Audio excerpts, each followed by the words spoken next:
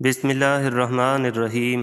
اللہ کے نام سے شروع جو بڑا مہربان اور نہایت رحم کرنے والا ہے۔ قرب قیامت کا ایک خوفناک فتنہ، جس فتنے سے حضرت آدم علیہ السلام سے لے کر ہمارے آخری نبی حضرت محمد مصطفیٰ صلی اللہ علیہ وآلہ وسلم تک ہر نبی نے اپنی اپنی امت کو ڈرایا اور اپنی اپنی امت کو آگاہ کیا۔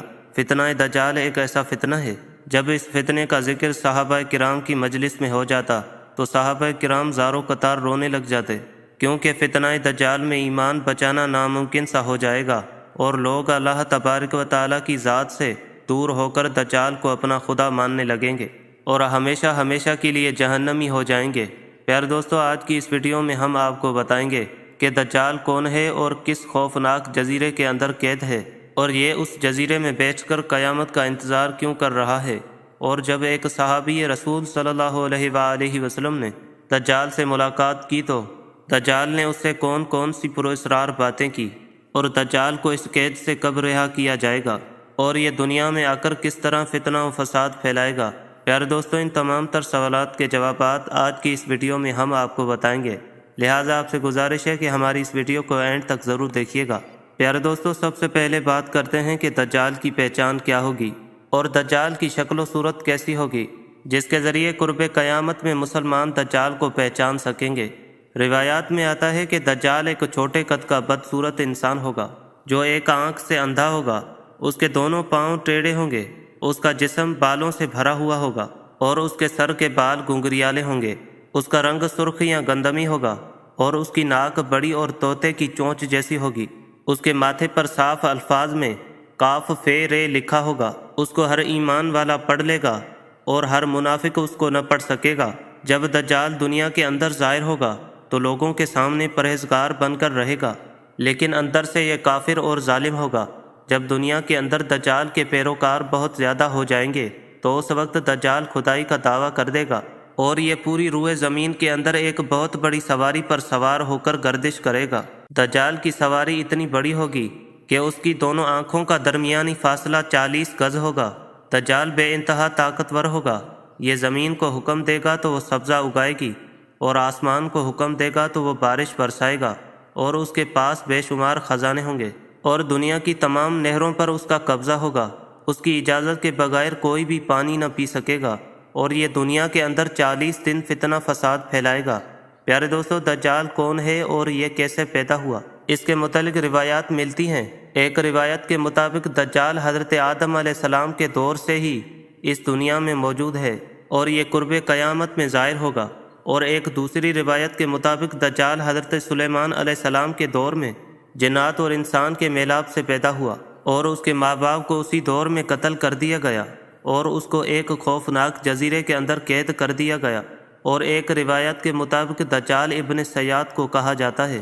ابن سیاد وہ شخص تھا جو حضور اکرم صلی اللہ علیہ وآلہ وسلم کے زمانہ اقدس میں موجود تھا، اور اس کے اندر دجال جیسی بہت ساری نشانیاں موجود تھیں، جس کی وجہ سے لوگ اس کو دجال سمجھنے لگے اور اس کو دجال کہا جانے لگا۔ پیارے دوستوں، مسلم شریف کی حدیث پاک میں آتا ہے کہ ایک مرتبہ حضور اکرم صلی اللہ علیہ وآلہ وسلم نماز کے بعد منبر پر تشریف لائے اور آپ صلی اللہ علیہ وآلہ وسلم نے لوگوں کو اپنے پاس رکنے کا کہا۔ حضور اکرم صلی اللہ علیہ وآلہ وسلم نے ارشاد فرمایا کہ میں نے تم لوگوں کو اس بات کے لیے جمع کیا ہے کہ میں تم لوگوں کو تمیم داری کا قصہ سناؤں۔ تمیم داری جو کہ پہلے نصرانی تھے اور اب وہ میرے پاس آ کر مسلمان ہو چکے ہیں، انہوں نے مجھے ایک قصہ بیان کیا ہے جس کو سن کر میں خوش ہوا، اور میں چاہتا ہوں کہ یہ واقعہ آپ لوگوں کے ساتھ بیان کروں، جس سے دجال کے متعلق میرے بیان کی تصدیق ہو جائے۔ چنانچہ حضور اکرم صلی اللہ علیہ وآلہ وسلم نے ارشاد فرمایا کہ تمیم داری نے مجھے بتایا کہ ایک دن وہ ایک بہت بڑی کشتی پر سوار ہوئے، ان کے ہمراہ قبیلہ لکھم اور قبیلہ جذام کے 30 لوگ بھی موجود تھے، اور یہ سب سمندر میں سفر کر رہے تھے کہ سمندر میں طوفان آ گیا۔ اس سفر کے دوران یہ طوفان 30 دن جاری رہا۔ اسی سفر کے دوران ان کی نظر ایک جزیرے پر پڑی۔ اس جزیرے کو دیکھ کر یہ لوگ بہت خوش ہوئے اور یہ لوگ کشتیوں میں بیٹھ کر اس جزیرے کی طرف چلے گئے۔ جب یہ لوگ جزیرے کے قریب پہنچے تو ان لوگوں نے ایک عجیب و غریب جانور کو دیکھا جس کے جسم پر بہت زیادہ بال تھے۔ ان لوگوں نے اس جانور سے پوچھا کہ تم کون ہو؟ تو اس نے جواب دیا کہ میں دجال کا جاسوس ہوں۔ اور اس جزیرے کے اندر ایک بندہ ہے جو تم لوگوں کا بے چینی سے انتظار کر رہا ہے۔ حضرت تمیم داری رضی اللہ تعالیٰ عنہ بیان فرماتے ہیں کہ جب ہم لوگ اس گرجے کے اندر داخل ہوئے تو ہم نے ایک خطرناک انسان کو دیکھا۔ اس سے پہلے ہم نے ایسا شخص زندگی میں کبھی نہیں دیکھا تھا۔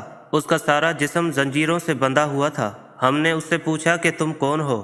تو اس نے جواب دیا کہ تم لوگوں کو میرا پتہ چل جائے گا، پہلے تم بتاؤ کہ تم لوگ کون ہو؟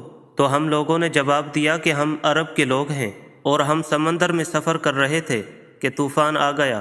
اسی طوفان میں ہم کو یہ جزیرہ نظر آیا اور ہم اس جزیرے کی طرف چلے آئے۔ اس کے بعد اس عجیب و غریب شخص نے ہم سے یہ سوال کیا کہ بیسان کے کھجوروں میں پھل آتا ہے یا نہیں؟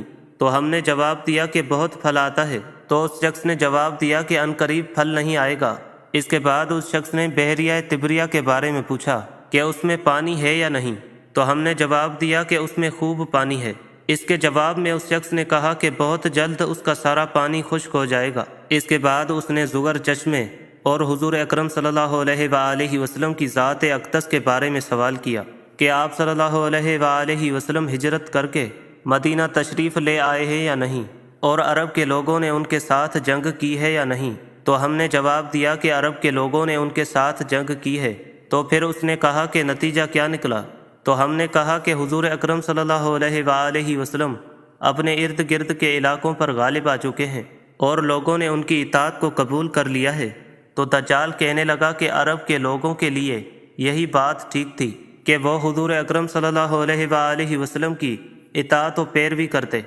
اس کے بعد دجال ہم لوگوں سے کہنے لگا کہ اب میں تم لوگوں کو اپنے بارے میں بتاتا ہوں۔ اس کے بعد اس خطرناک شخص نے بتایا کہ میں دجال ہوں اور میں بہت جلد اس قید سے آزاد ہونے والا ہوں۔ دجال نے کہا کہ میں آزاد ہو کر 40 دن کے اندر اندر پوری دنیا میں تباہی مچاؤں گا، اور میں مکہ اور مدینہ کو چھوڑ کر پوری دنیا کو تباہ و برباد کر دوں گا۔ پیارے دوستو، اس واقعے کو بیان کرنے کے بعد حضور اکرم صلی اللہ علیہ وآلہ وسلم نے اپنے اصحاب مبارک کو منبر پر مارا اور فرمایا کہ یہ وہ مدینہ ہے جس میں دجال داخل نہیں ہو سکے گا، اور حضور اکرم صلی اللہ علیہ وآلہ وسلم لوگوں سے فرمانے لگے کہ میں تم لوگوں کو یہی بتایا کرتا تھا کہ دجال نہ تو شام کے سمندر میں ہے اور نہ ہی یمن کے سمندر میں، بلکہ وہ مشرق میں ہے۔ اس کے بعد حضور اکرم صلی اللہ علیہ وآلہ وسلم نے مشرق کی طرف اشارہ کرتے ہوئے فرمایا دجال مشرق کے جزیرے میں قید ہے۔